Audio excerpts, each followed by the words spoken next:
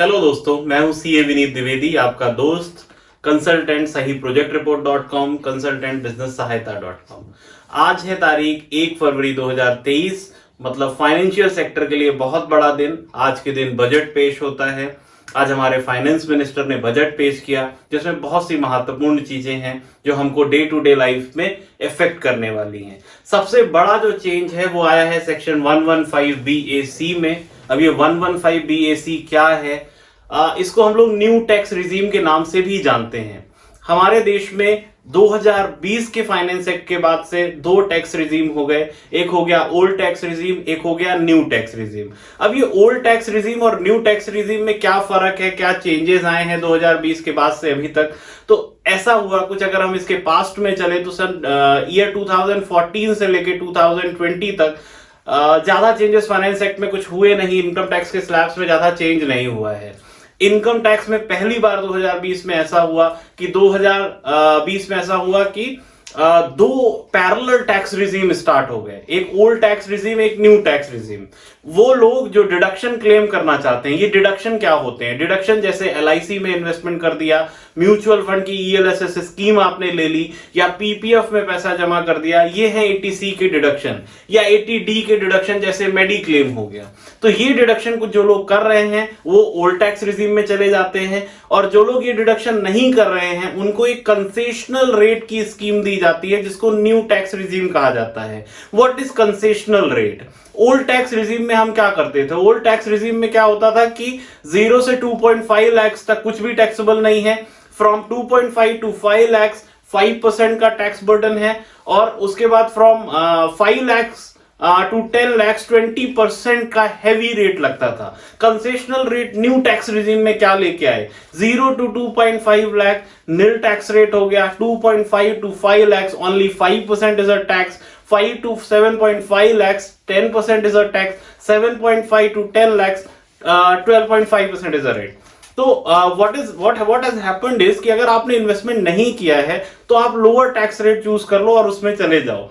But 2020 के implementation के बाद what has happened कि जो 7.5 crore return for the financial year 2021 to 22 file किए गए, उसमें से सिर्फ 5 लाख लोगों ने ही नई टैक्स रिजीम अडॉप्ट करी, बाकी लोगों ने उसको नहीं अडॉप्ट किया। तो इस बार गवर्नमेंट ने क्या किया कि न्यू टैक्स रिजीम को थोड़ा सा और अपडेट कर दिया, थोड़ा सा और अट्रैक्टिव कर दिया, जिससे आप उसकी तरफ झुके। तो आप ऐसा क्या अट्रैक्शन उसमें लेके आ गए? अभी तक क्या होता था कि चाहे वो न्यू टैक्स रिजीम हो या ओल्ड टैक्स रिजीम हो, अगर आपकी टैक्सेबल इनकम 5 लाख रुपए से कम है तो उस पे आपका टैक्स निल होता था। रिबेट मिलती थी अंडर 87A। अब क्या चेंज हो गया इस फाइनेंस एक्ट से कि ओल्ड टैक्स रिजीम में तो 5 लाख तक की टैक्सेबल इनकम पे निल रेट है, कोई टैक्स नहीं है। बट न्यू टैक्स रिजीम में आपकी 7 लाख रुपए तक की जो इनकम है उस पे टैक्स नहीं है। तो सबसे बड़ा चेंज कि ओल्ड टैक्स रिजीम आप चूज करते हैं तो 5 लाख तक की इनकम पे कोई भी टैक्स नहीं है। आप न्यू टैक्स रिजीम चूज करते हैं तो 7 लाख रुपए तक की इनकम पे कोई भी टैक्स नहीं है। अब दूसरी बात करते हैं, वहां पे एक स्टैंडर्ड डिडक्शन मिलता है 50,000 का सैलरीड क्लास को अंडर सेक्शन 16A। और यहां पे भी सेम पहले 2020 से 2022 तक, मतलब इन 2 सालों में बीते हुए न्यू टैक्स रिजीम में ये स्टैंडर्ड डिडक्शन भी अलाउ नहीं था। कोई भी डिडक्शन नहीं इंक्लूडिंग स्टैंडर्ड डिडक्शन। यहां पे स्टैंडर्ड डिडक्शन अलाउ कर दिया गया है। तो एक बहुत बड़ा चेंज, एक तो 7 लाख रुपया तक की इनकम पे टैक्स नहीं है, दूसरा 50,000 रुपए का जो स्टैंडर्ड डिडक्शन था वो यहां पे दिया जा रहा है। तो एक बड़ा चेंज हो गया, करीब 7.5 लाख रुपए तक की सैलरी इनकम पे कोई भी टैक्स नहीं है। एक तो ये बड़ा चेंज हो गया। स्टैंडर्ड डिडक्शन जो वहां पे मिलता था ओल्ड टैक्स रिजीम में, यहां नहीं मिलता था, अब यहां भी मिलेगा। तो इसका मतलब ऑन एन एवरेज हम देखें तो न्यू टैक्स रिजीम जो हो गई वो बड़ी ल्यूक्रेटिव हो गई, बहुत ल्यूक्रेटिव हो गई। मेरा एक्सपेक्टेशन ये है कि अगर इस बार 8 करोड़ रिटर्न फाइल होते हैं तो अनुमान 6 crore return new tax regime में ही फाइल होंगे। वो इतना ल्यूक्रेटिव ऑलरेडी हो चुकी है। तो सबसे पहला अमेंडमेंट था आपका सेक्शन 115 BAC का, जिसमें न्यू टैक्स रिजीम को बहुत अट्रैक्टिव बना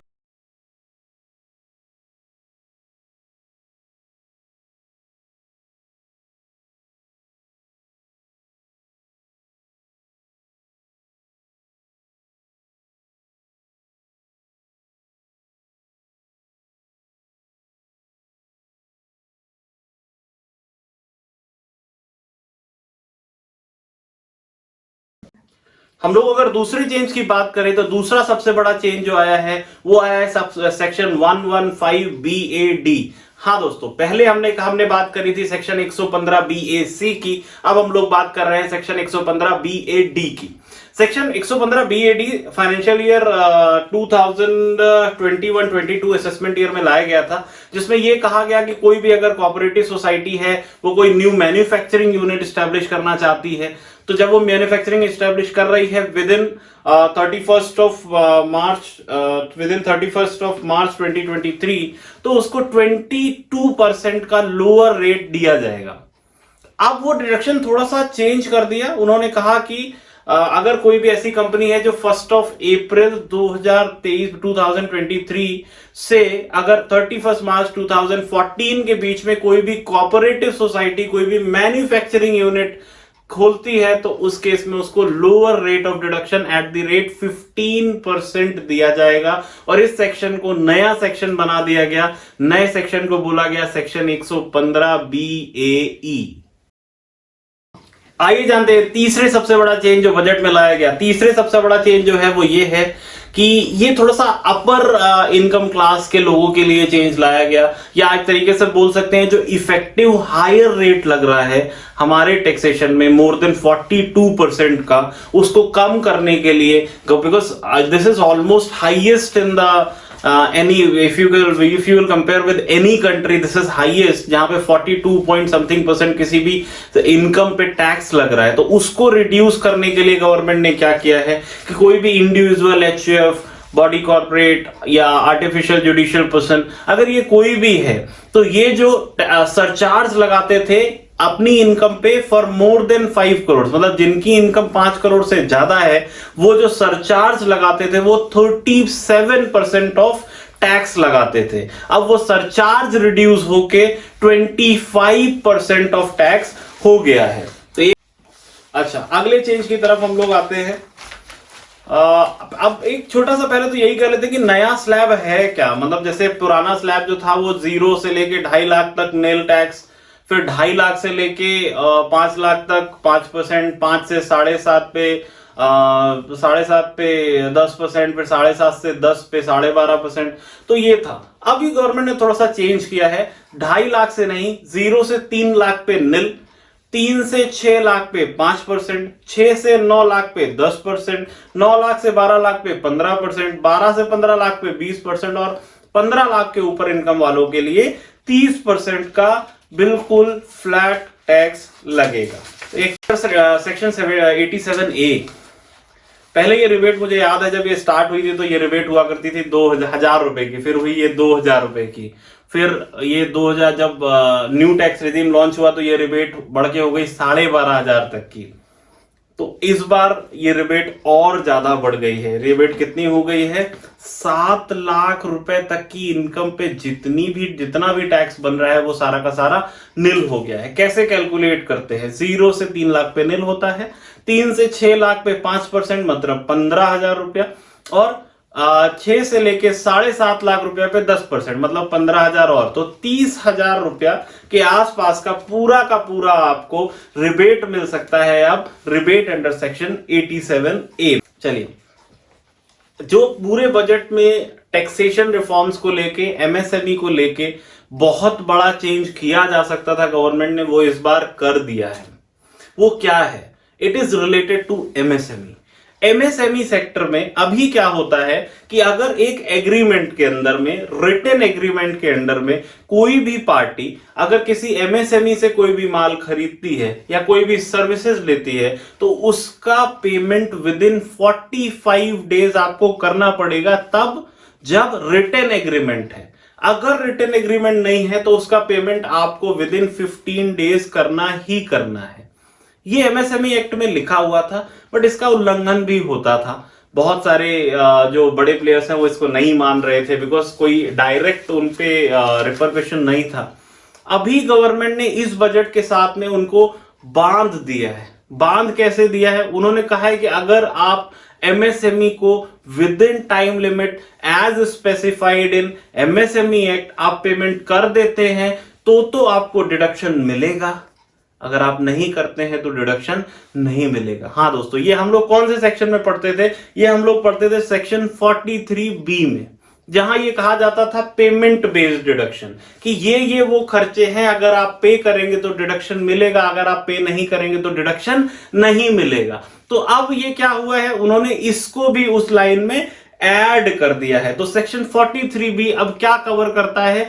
payments made to MSME. MSME को पेमेंट टाइम से करोगे डिडक्शन मिलेगा, एमएसएमई का टाइम पे पेमेंट नहीं करोगे डिडक्शन नहीं मिलेगा। तो ये एक बहुत सकारात्मक चेंज है, बहुत पॉजिटिव चेंज है। एमएसएमई को बढ़ावा देने के लिए, एमएसएमई जो कैश क्रंच झेलती हैं ड्यूरिंग द बिजनेस, उसको कम करने के लिए ये एक बहुत बड़ा फेज है।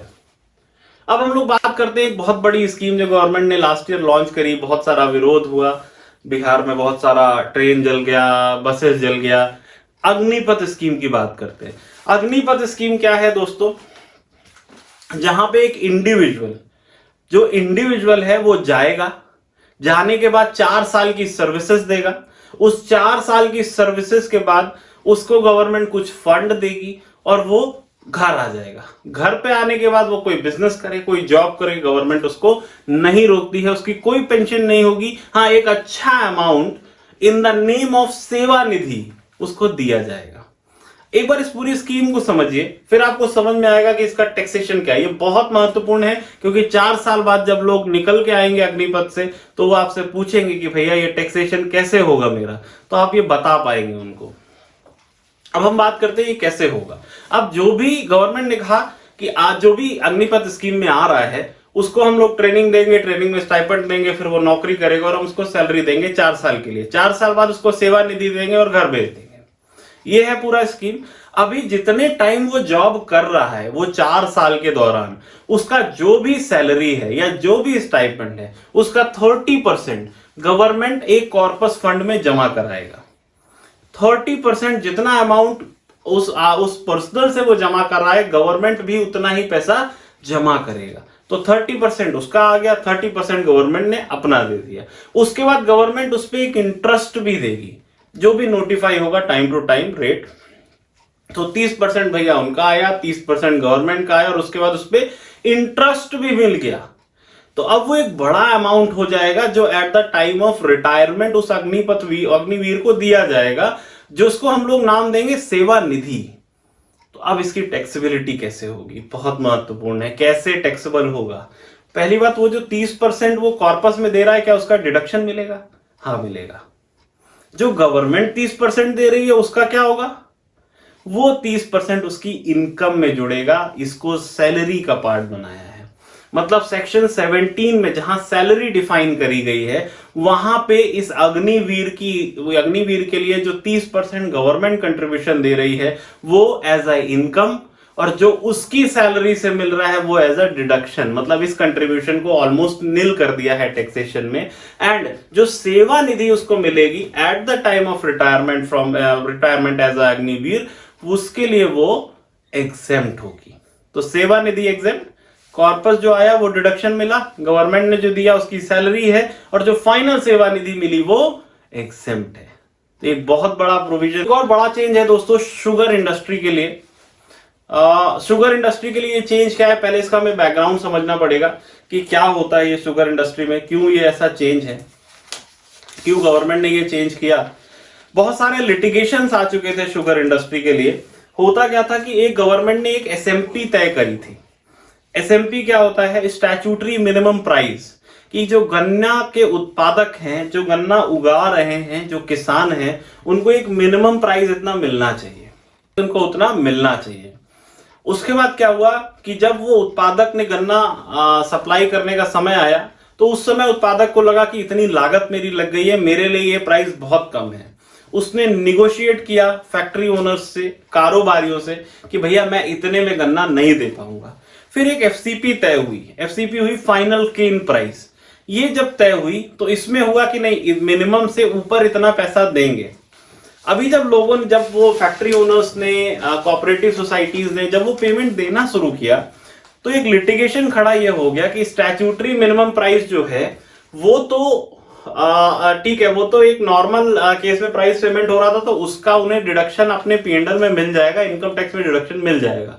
लेकिन जो over and above minimum statutory minimum price दिया जा रहा है, फाइनल मतलब आप final gain price FCP minus MCP, जो ये डिफरेंस है इसका डिडक्शन दिया जाना चाहिए कि नहीं, ये बहुत बड़ा लिटिगेशन बन गया।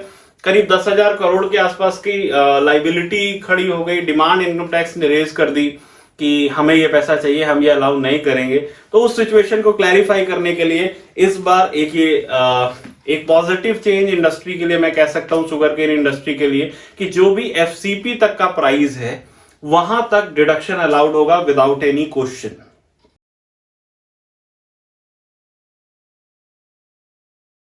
चेंज ये भी है बिकॉज जैसे जैसे हम लोग डिजिटल इकोनॉमी की तरफ बढ़ रहे हैं वैसे वैसे हम देख रहे हैं कि जो कैश का लेन देन है गवर्नमेंट बहुत स्ट्रिक्ट होती जा रही है उस पर, और उस स्ट्रिक्ट होने के साथ में पैसे का मूवमेंट वैसे भी कैश का कम होने लगा है। ज्यादातर डिजिटल पेमेंट्स या यूपीआई इस पे गवर्नमेंट का जोर है और वही सब कर भी रहे हैं। लेकिन एक जगह अगर हम खुद भी सोचे तो ऐसा सोच सकते हैं कि जैसे प्राइमरी एग्रीकल्चर क्रेडिट सोसाइटीज हैं या प्राइमरी कोऑपरेटिव एग्रीकल्चर सोसाइटीज हैं या रूरल डेवलपमेंट बैंक्स हैं, ये किन एरियाज में होती है? ये रूरल एरियाज में होती है। रूरल एरियाज में होने का मतलब यहाँ पे कैश का मूवमेंट होगा। किसान यूपीआई नहीं कर पाता, उनके पास उस टाइप के मोबाइल नहीं है, डिजिटल पेमेंट बहुत मुश्किल है। बैंक्स हैं भी बट उतनी पॉजिटिव कनेक्टिविटी अभी तक नहीं हो पाई है बैंक्स की उनके साथ में। तो अब इतनी सारी प्रॉब्लम्स के साथ अगर हम बोले कि 20 जो सेक्शन, हमारे दो सेक्शन है, सेक्शन 269 एसएस और सेक्शन 269 टी, एक सेक्शन कहता है कि अगर आपने 20,000 रुपए से ऊपर लोन किसी से ले लिया कैश में तो वो टैक्सेबल हो जाएगा, और अगर दूसरा सेक्शन कहता है कि अगर 269 टी में कि अगर आपने किसी को रीपे कर दिया 20,000 रुपया से ऊपर का लोन तो वो टैक्सेबल हो जाएगा। इन जो एग्रीकल्चर सोसाइटीज हैं या जो रूरल डेवलपमेंट बैंक्स हैं इनके लिए बहुत मुश्किल होता जा रहा था, बिकॉज 20,000 रुपया बहुत छोटी रकम है। अगर उतनी रकम कैश में वो बोले जाएगा तो वहां पे कैश का ही इन्वॉल्वमेंट सारा होता था। तो उनकी वो रिकमेंडेशन फाइनेंस मिनिस्ट्री गई और फाइनेंस मिनिस्ट्री में उनकी उस रिकमेंडेशन को सही माना और अपने बजट में इनकॉर्पोरेट किया। अभी अगर कोई प्राइमरी एग्रीकल्चर क्रेडिट सोसाइटी है या प्राइमरी कोऑपरेटिव एग्रीकल्चर सोसाइटी है या रूरल डेवलपमेंट बैंक है तो उसकी जो लिमिट है 269 एसएस लोन लेने की और 269 टी लोन रिपेमेंट करने की, वो 20,000 रुपया से बढ़ा के 2 लाख रुपया कर दी गई है। तो ये एक मेजर चेंज है, बहुत पॉजिटिव चेंज है, इंडस्ट्री के लिए जरूरी था, एग्रीकल्चर सेक्टर के लिए जरूरी था और रूरल डेवलपमेंट बैंक्स या कोऑपरेटिव या एग्रीकल्चर कोऑपरेटिव सोसाइटीज के लिए जरूरी था। आइए एक बड़ा चेंज डिस्कस करते हैं। ये चेंज है प्रिजम्पटिव टैक्सेशन का। प्रिजम्पटिव टैक्सेशन क्या होता है? जो मझौला उद्योग है, जो छोटा उद्योग है, वो कहता है मैंने 60 लाख रुपए का टर्नओवर किया है, अब 60 लाख रुपए पे मैं ऑडिट कर रहा हूं, कैसे क्या करूं, कितना टैक्स पे करूं, कितने कंप्लायंसेस करूं, कैसे बुक्स बनाऊं, बहुत सारी चीजें हैं। तो गवर्नमेंट ने इसको कम करने के लिए उन्होंने बोला जिन भी बिजनेस का टर्नओवर 2 करोड़ तक है वो प्रिजम्पटिव टैक्सेशन में आ सकते हैं। प्रिजम्पटिव टैक्सेशन का मतलब कि जो भी उनकी टोटल टर्नओवर है उस टोटल टर्नओवर का 8% अगर वो कैश में आई है और 6% अगर वो बैंक में आई है तो वो दे दीजिए और आप फुर्सत पाइए। ये है प्रिजम्पटिव टैक्सेशन फॉर बिजनेसेस। अभी सर्विस सेक्टर की बात करें तो वहां पे ये बोला गया कि अगर 50 लाख रुपया तक की आपकी कोई टर्नओवर कर रहा है तो अब वही टैक्स से आप 50% ऑफ टर्नओवर अपनी इनकम बना लीजिए और उस पे टैक्स पे कर दीजिए और छुट्टी पाइए, आप ज्यादा बुक्स मेंटेन मत करिए। अब हम लोग बात करते हैं कि अगर कोई ऐसा बिजनेस है तो अब क्या हुआ कि 2 करोड़ रुपया की लिमिट हो गई टर्नओवर ट्रेडिंग वालों के लिए, 50 लाख रुपए हो गई सर्विस वालों के लिए। तो अब फर्दर हम लोग बात करते हैं कि यहां पे एक चेंज दिया है गवर्नमेंट ने। गवर्नमेंट को क्या लग रहा है, जो रिकमेंडेशंस गवर्नमेंट के पास जा रही थी वो कंटिन्यूस ये जा रही थी कि ये लिमिट बहुत कम है 2 करोड़ की, तो गवर्नमेंट ने लिमिट प्रिजम्पटिव टैक्सेशन की बढ़ाई है, बट फिर एक क्वेश्चन मार्क के साथ में। बहुत पॉजिटिव चेंज नहीं मानूंगा मैं, बिकॉज मुझे नहीं लगता है कि बहुत ज्यादा लोगों को इससे फायदा होगा। उन्होंने बोला कि आप 3 करोड़ तक के टर्नओवर पे आप प्रिजम्पटिव टैक्सेशन ऑप्ट कर सकते हैं। ठीक है भैया, कर लेंगे तो बहुत बढ़िया स्टेप है। लेकिन केवल वो बिजनेस जिनकी आने वाली इनकम या टर्नओवर 95% बैंक में हो और 5% से ज्यादा कैश में ना हो। आप जानते हैं कि छोटे बिजनेसेस ज्यादातर कैश में डील करते हैं, तो मुझे नहीं लगता ये प्रोविजन बहुत बड़ा इंपैक्ट क्रिएट करेगा। इसी तरीके से जो सर्विस में 50 लाख रुपए तक का आप प्रिजम्पटिव टैक्सेशन ले सकते थे, अब उसको 75 लाख रुपया कर दिया, but again with a condition कि 95% जो उसकी रिसीट होनी चाहिए वो बैंक में होनी चाहिए, 5% ही अलाउड है उसको कैश में। अगर मोर देन 5% है तो वो नए वाले प्रेजेंटिव टैक्सेशन के लिए नहीं जा सकता, उसके लिए वही पुरानी limits 2 crore for business and 50 lakh for service applicable होगा। क्या चेंज डिस्कस करते हैं। सब लोगों ने सुना होगा ड्रीम 11। अच्छा ठीक है, हाँ ड्रीम 11 है। ड्रीम 11 के साथ में बहुत सी कंपनियां और आती जा रही हैं। ऑनलाइन गैम्बलिंग हो रहा है, ऑनलाइन गेमिंग हो रहा है। हम रोज देख रहे हैं एक नया ऐड आ जाता है, क्रिकेट में टीम बना लो, ये कर लो, वो कर लो। इसको टैक्सेशन का क्या करे, बिकॉज टैक्सेशन में तो प्रोविजन मिल ही नहीं रहा था। तो क्या किया गया, गवर्नमेंट ने क्या कहा, फ्रॉम 1 जुलाई 2023 एक नया सेक्शन लॉन्च किया गया 194BA। याद रखिएगा 194BA। और जब भी हम लोग 194 सेक्शन की बात करते हैं, इसका मतलब वो हम टीडीएस की बात करते हैं। तो ये प्रोविजन टीडीएस का है। टीडीएस के प्रोविजन में क्या चेंज किया कि अगर कोई भी इस तरीके के गेम से 10,000 रुपया से ज्यादा कमा रहा है, तो जो पेइंग कंपनी है, मतलब जो कंपनी उनको प्ले करा रही है, वो उनका टीडीएस जो है @30% डिडक्ट करेगी। तो क्या चेंज है, पजल गेम कोई करा रहा है, कोई गेमिंग करा रहा है, कोई लड़ाई झगड़ा करा रहा है थ्रू अ गेम जिसमें भी विनिंग हो रही है, कोई पत्ते खिलवा रहा है जिसमें विनिंग करा रहा है, तो ये सारी की सारी उन्होंने क्या किया, ये सारी की सारी इनकम को उठा के टीडीएस के दायरे में ले आए और उन्होंने वो एक नया सेक्शन लॉन्च किया, सेक्शन 194BA। और इसमें क्या हुआ, जितनी भी ऑनलाइन गेम से विनिंग हो रही है उस 10,000 रुपया से ऊपर, उसमें उन्होंने कहा कि आपको टीडीएस काटना है as prescribed in income tax act, that is at the rate 30%। आपको उसका इनकम टैक्स डिडक्ट करना है। एक बड़ा झटका यहाँ पे जो गवर्नमेंट ने दिया है वो उन लोगों को दिया है जिनका फॉरेन रेमिटेंस है। जैसे जो फॉरेन रेमिटेंस कर रहे हैं, अगर आप एजुकेशन के लिए फॉरेन रेमिटेंस कर रहे हैं तो अभी लिमिट बहुत थोड़ी सी है। अब 0.5% ही टीसीएस का रेट है और ज्यादा से ज्यादा 7 लाख रुपए से ऊपर आप कर रहे हैं तो ही है। अगर आप other than education medical treatment के लिए कर रहे हैं तो 5% आपको टीसीएस डिडक्ट करना है 7 लाख रुपया से जो ज्यादा फॉरेन रेमिटेंस आप कर रहे हैं उस पर।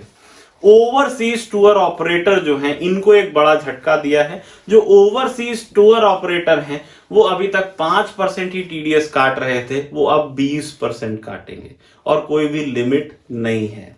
या एनी अदर के, मतलब अगर एजुकेशन है, foreign remittance for the purpose of education है तो 0.5% 7 लाख रुपया के ऊपर। अगर एजुकेशन के लिए नहीं, मेडिकल ट्रीटमेंट के लिए है तो 5% 7 लाख रेमिटेंस के ऊपर। अगर ओवरसीज टूर ऑपरेटर है तो 20% फ्लैट।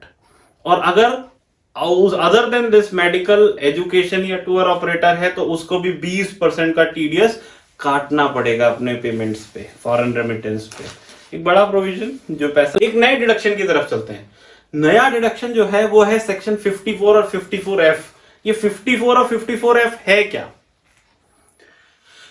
सेक्शन 54 और 54F क्या कहते हैं? एक सेक्शन कह रहा है कि अगर आपने कोई भी रेजिडेंशियल हाउस प्रॉपर्टी बेची और रेजिडेंशियल हाउस प्रॉपर्टी खरीद ली तो उस केस में क्या होता है, आपको एग्जेम्पशन मिल जाता है। सेक्शन 54F क्या कह रहा है, आपने कोई भी लॉन्ग टर्म एसेट बेचा other than residential house property और रेजिडेंशियल हाउस प्रॉपर्टी खरीद ली, उसमें भी आपको कैपिटल गेन में एग्जेम्पशन मिल जाता है। अब यहां चेंज क्या हो गया? चेंज कुछ नहीं है, कोई डेफिनेशन चेंज नहीं है, चेंज है अमाउंट में। अब सेक्शन 54 क्या कह रहा था? सेक्शन 54 कह रहा था कि आपने एक रेजिडेंशियल प्रॉपर्टी बेची जिसपे कैपिटल गेन हुआ, आपने उस रेजिडेंशियल प्रॉपर्टी की जो प्रोसीड्स थी उसको रेजिडेंशियल प्रॉपर्टी में लगा दिया, उस केस में आपका कैपिटल गेन बच गया, कोई अमाउंट स्पेसिफाइड नहीं था। अब केवल जो आप परचेज कर रहे हैं, मैक्सिमम 10 करोड़ की प्रॉपर्टी परचेज कर सकते हैं। 10 करोड़ से ज्यादा की आप प्रॉपर्टी परचेज करेंगे तो उसको 10 करोड़ ही माना जाएगा। ये एक चेंज है। सेक्शन 54F क्या कह रहा है, कोई भी long term capital asset other than residential house property आपने बेच दिया, प्रोसीड्स को रेजिडेंशियल हाउस प्रॉपर्टी में लगा दिया, एग्जेम्पशन मिल जाएगा। अभी तक कोई लिमिट स्पेसिफाइड नहीं थी, अब गवर्नमेंट ने 10 करोड़ रुपए की सीलिंग इस पे भी लगा दी है कि जो री इन्वेस्टमेंट आप परचेज के लिए कर रहे हैं, जो इन्वेस्टमेंट आप परचेज में कर रहे हैं, उसकी लिमिट है 10 करोड़ रुपया। 10 करोड़ रुपया से ऊपर आप नहीं दे सकते। अगर आप दे रहे हैं तो हम उसको 10 करोड़ ही मानेंगे, ऊपर नहीं मानेंगे। तो बेसिकली जो कुछ रिच लोग, कुछ अमीर लोग इस प्रोविजन का जो फायदा उठा रहे थे कि 100 करोड़ का घर बेचा, उठा के 100 करोड़ का घर खरीद लिया, अब उनको वो एग्जेम्पशन नहीं मिलेगा। तो क्योंकि ये प्रोविजन छोटे लोगों के लिए था, जो छोटी छोटी रेजिडेंशियल हाउस प्रॉपर्टीज बेच रहे हैं और खरीद रहे हैं, या जिनके पास एक घर है, उन्होंने एक घर बेचा और दूसरा खरीदा, तो उनके लिए एग्जेम्पशन था। जो इसका मिस यूज था वो गवर्नमेंट ने इस बजट के साथ खत्म करने की कोशिश करी। आज शेयर मार्केट पहले बढ़ा और बढ़ने के बाद शेयर मार्केट गिर गया। ऐसा क्यों हुआ दोस्तों? कहां से प्रेशर आ रहा था? प्रेशर आ रहा था लाइफ इंश्योरेंस कंपनी से। लाइफ इंश्योरेंस कंपनी में ऐसा क्या हो गया था जो इतना बड़ा प्रेशर क्रिएट हो गया था? लाइफ इंश्योरेंस कंपनीज के लिए गवर्नमेंट ने इस बार इतना मेजर चेंज कर दिया है कि रियल में जो गिरावट थी वो मेरे हिसाब से सही थी, और शायद ये गिरावट थोड़ी सी और बरकरार रहे। अब चेंज क्या है समझिए। सेक्शन 1010D, सेक्शन 1010D ये कहता है कि इंश्योरेंस से आने वाला कोई भी जो मैच्योरिटी के टाइम, सपोज मैंने आज इंश्योरेंस में कुछ इन्वेस्टमेंट किया, 25 साल तक इन्वेस्टमेंट मेरा पड़ा रहा, 25 साल बाद मुझे एक मोटा रकम मिला, वो जो मोटा रकम मुझे मिला वो सेक्शन 1010D में एग्जेम्प्ट हो जाता है। बिल्कुल ठीक है। गवर्नमेंट ने इस बार क्या बोला बजट में, अगर यूलिप है, यूलिप का full form unit linked investment plan, अब यूलिप अगर है तो यूलिप में उन्होंने कहा कि अगर आपने 2.5 लाख रुपया से ज्यादा किसी से पर ईयर इन्वेस्टमेंट लिया है, 2.5 लाख रुपया से ज्यादा आपने अगर किसी से इन्वेस्टमेंट लिया है, तो इस इन्वेस्टमेंट का जब आपको मैच्योरिटी मिलेगा तो वो सेक्शन 1010D में एग्जेम्प्ट नहीं होगा। अब भाई ये तो बहुत वो है, क्योंकि जो लोग अपना पैसा, बड़ा पैसा इंश्योरेंस कंपनीज में इन्वेस्ट कर रहे हैं, वो उन लोगों को डिस्करेज है, इन्वेस्टमेंट डिस्करेज हो जाएगा। जो पैसा लाइफ इंश्योरेंस कंपनीज को आ रहा था उसका लेवल रियल में गिरेगा, बिकॉज लाइफ इंश्योरेंस कंपनी अब केवल इंश्योरेंस नहीं करती हैं, वो एक बड़ा प्लेटफॉर्म है इन्वेस्टमेंट का भी। यूलिप क्योंकि मार्केट लिंक्ड होता है तो कई बार यूलिप को लोग म्यूचुअल फंड की जगह रिप्लेस कर देते हैं, बिकॉज इसमें आपको इनकम टैक्स में बेनिफिट भी मिलता है, मार्केट लिंक्ड होने की वजह से मार्केट के रिटर्न भी मिलते हैं। तो अब गवर्नमेंट ने क्या किया, अब गवर्नमेंट ने सीधा बोला कि अगर आपने यूलिप में पैसा दे रहे हैं, 2.5 लाख रुपया से ज्यादा दे रहे हैं पर ईयर, तो मिलने वाला पैसा टैक्सेबल हो जाएगा। अच्छा सर, क्या पूरा टैक्सेबल हो जाएगा, कुछ रिलीफ मिलेगी? उन्होंने कहा कि अगर आपने देते टाइम इन्वेस्टमेंट, उसका डिडक्शन सेक्शन 80C में ले लिया था, मतलब आपने 2.5 लाख यूलिप में दिया जिसमें से 1.5 लाख का डिडक्शन आपने 80C में ले लिया, या 3 लाख का दिया जिसमें से 1.5 लाख का डिडक्शन 80C में ले लिया, तो 1.5 लाख ही माइनस होगा अब आपकी मिली हुई मैच्योरिटी से। जो डिडक्शन आपने यहां पे ले लिया वो डिडक्शन आपकी कॉस्ट ऑफ एक्विजिशन बाद में नहीं माना जाएगा, मिलने वाला पूरा पैसा आपका टैक्सेबल हो जाएगा।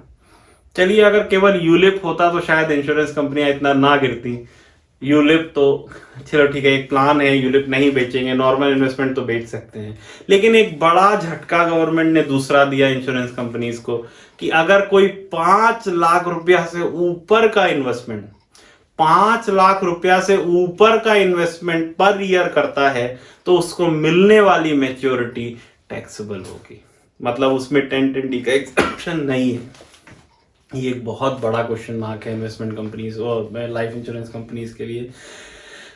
कैसे कोप अप कर पाएंगे? 5 लाख रुपया से ऊपर मुझे मिला, मैंने 6 लाख रुपया एक इंश्योरेंस कंपनी में लगा दिया पर ईयर में, अभी मैं उसमें से 1.5 लाख रुपया इंश्योरेंस का क्लेम ले लेता हूँ, 4,50,000 रुपये मेरा, 6 लाख में से 1.5 लाख रुपए क्लेम हो गया, 4,50,000 मेरी कॉस्ट ऑफ एक्विजिशन मानी गई अभी, या कॉस्ट मानी गई।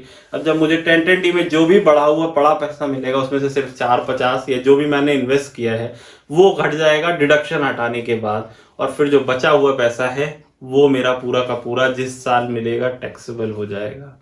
अब कौन पैसा लगाएगा बड़ा इंश्योरेंस कंपनी, ये बहुत बड़ा सवाल है।